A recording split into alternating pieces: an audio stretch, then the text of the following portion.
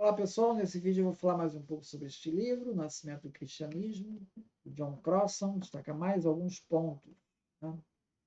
Bom, ele fala da questão da definição de judaísmos, né, no plural. Né? Segundo John Crossan, o movimento do Reino de Deus de Jesus começou com um movimento de resistência camponesa, mas abandonou esse caráter localista e regionalista sob a liderança dos letrados.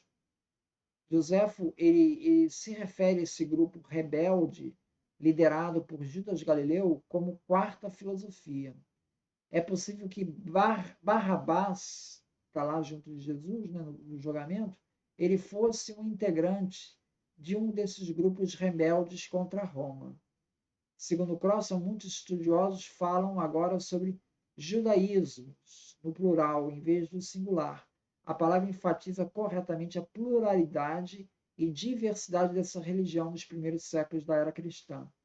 Também reagem apropriadamente contra a tendência de aplicar normas posteriores de ortodoxia a um período mais primitivo e muito mais diversificado. Por outro lado, deve ter havido alguma coisa que une a esses diversos judaísmos, alguma coisa dentro da qual a oposição de uns aos outros fazia sentido. Para meu propósito atual, não quero argumentar a favor nem contra uma palavra como judaísmos. O que descrevo a seguir pode ser identidade judaica comum ou fundamental na terra judaica, ou pode ser só mais um aspecto entre muitos. De qualquer forma, é o aspecto que me interessa e não parece ser marginal, periférico ou idiosincrático. Originam-se bem dentro dos documentos constitucionais do povo judeu. Então, apesar de ele concordar com a presença dessas várias segmentos judaicos ali naquele período, ele ainda acha que existe um elo unificador, está uma identidade cultural. Segundo John Crossan, sobre Jesus analfabeto, né? Ele fala assim: quase por definição, os camponeses na Galiléia, na época de Jesus, são analfabetos. Jesus era um camponês de um povoado camponês. Portanto, para mim, Jesus era analfabeto, até que o contrário possa ser provado. John Crossan mostra dados, estudos, né, que mostram que seguramente as taxas de analfabetismo estavam abaixo de 10% na região, enquanto a fonte rabínica informa 3%. Então,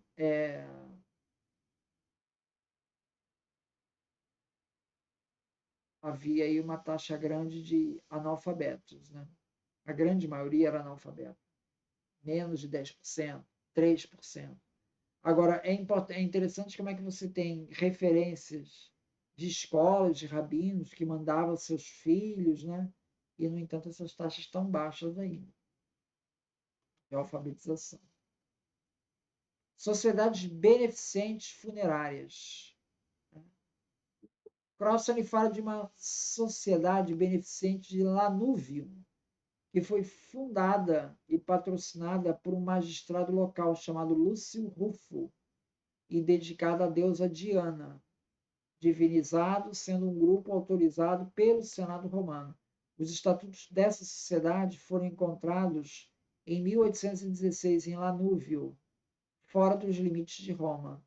A sociedade incluía escravos, libertos e homens livres, como sócios que, por meio de contribuições mensais, garantiam o provimento do enterro dos mortos, além de se reunir mensalmente para uma sessão de assuntos correntes e a apresentação de queixas, onde podiam se banquetear em paz prazerosamente nos dias de festa. Estima-se que 25% dos membros do Império Romano eram cidadãos no início do século I, sendo que os libertos representavam aproximadamente 80% deste grupo. Então, essas associações se reuniam para, primeiro, para fazer almoços comunitários, né?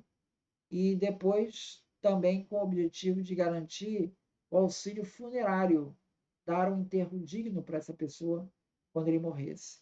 Então, as associações cristãs também se reúnem muitas dessas formas, como associações para garantir essa segurança. Como não tinha previdência na época, né?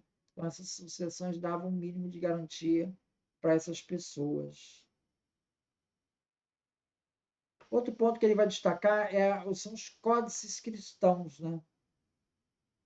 Skeat estima que os papiros saíam das fábricas em rolos de 20 folhas, com cerca de 30 centímetros de altura e 3,5 metros de comprimento, ao custo de 2 dracmas. No século I, o salário diário de um trabalhador raramente excedia 1 dracma. Então, o cara tinha que trabalhar pelo menos 2 dias para pagar esse papiro aí, esse rolo, né? Com os rolos são escritos em apenas um dos lados, né? O lado denominado reto corresponde ao lado da folha de papiro com fibras horizontais. Sabe-se que os mesmos papiros minúsculos, como o John Rylands P52, P52 é um papiro minúsculo, ele tem um texto de João, data aí por volta de 125. E ele está escrito dos dois lados. Então, como ele está escrito dos dois lados, a gente sabe que ele não é um rolo, ele é um códice, né? Porque os códices permitiam escrever dos dois lados. Rolo, em algumas ocasiões, mais raro, né, ele poderia ser reaproveitado para escrita no lado do verso, quando nesse caso era denominado opistógrafo, né, escrito pelos dois lados. Dos 10 manuscritos mais antigos cristãos, e aí nós estamos falando de P52, P66, Egerton, P67, P64, P4, esse grupo aí, P77, P75, Oxorhynchus 2949, Oxorhynchus 1, Oxorhynchus 655 e Rylands, papilo Rylands 463, 463. Desses aí, apenas o Oxorhynchus 2949, que é relacionado ao Evangelho de Pedro, e o Oxorhynchus 655, que é o Evangelho de Tomé, são rolos. Todos os demais são códices. Detalhe que esses dois aí, Pedro e o Tomé, eles não são os canônicos. Quer dizer, os canônicos, eles estão todos aí, os antigos, em códices. A literatura grega pagã, a proporção entre rolo e códice é de 8:1, ao passo que na literatura cristã é um rolo para 7 códices. Então, você vê, na literatura cristã é um rolo para 7 códices. Então, eu usava códice direto. Né? Os judeus é que usavam muito rolo. Né? Ao escolherem o códice, os cristãos estavam indo contra a opção dos judeus e gregos. Tá? Você veja que na literatura grega são 8 rolos para um códice. Olha a diferença. Nos cristãos são 7 códices para um rolo. Quer dizer, os cristãos usam muito mais códices que os gregos e que os judeus. Skate argumenta que o uso pelo códice tenha sido o fato de um único códice comportar os 4 evangelhos. Isso é uma coisa curiosa, né? Talvez a restrição de 4 evangelhos também tenha sido por causa disso, porque os 4 evangelhos já cabia certinho no códice da época. Tá? Isso acabava criando uma barreira para você incluir um 5º evangelho aí na história, porque não tinha espaço. John Crossan destaca a praticidade do novo formato para o uso cotidiano pela comunidade cristã. Outra característica dos manuscritos cristãos é o uso de nomina sacra. Nomina sacra são abreviaturas que são usadas para nomes como Senhor, Jesus Cristo, Deus. Em vez de escrever Theos, escreve só 2 letras só e bota um traço em cima para dizer que aquilo é uma abreviação. Existe o Codex Petropolitanus Purpurus, que está no Museu Bizantino de Atenas, que foi mostrado pelo vídeo do Wesley no canal Teologumena. Vocês podem ver lá. E aparece o nome na sacra escrito em ouro. Colin Roberts destaca que É espantoso que o formato em que estão escritos os textos cristãos seja o códex e não o rolo. Esta surpreendente ruptura com a tradição judaica indica, creio eu, que esses manuscritos primitivos do Antigo Testamento são precedidos de obras especificamente cristãs, das quais o novo formato se originou. No século IV, o novo formato em código em pergaminho se difunde entre as obras pagãs, o códice em pergaminho. A mensagem cristã, portanto, utilizou-se de uma revolução tecnológica como instrumento de propaganda.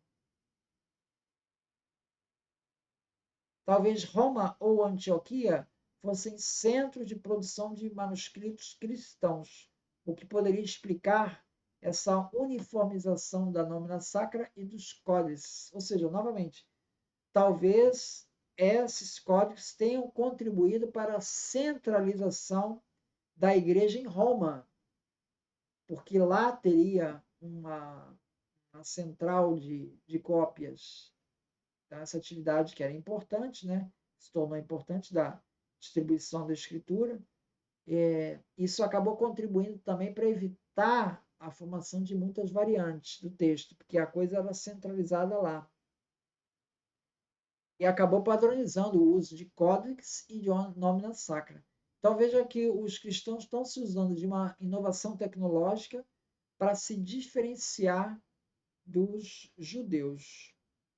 É isso. Muito obrigado, então.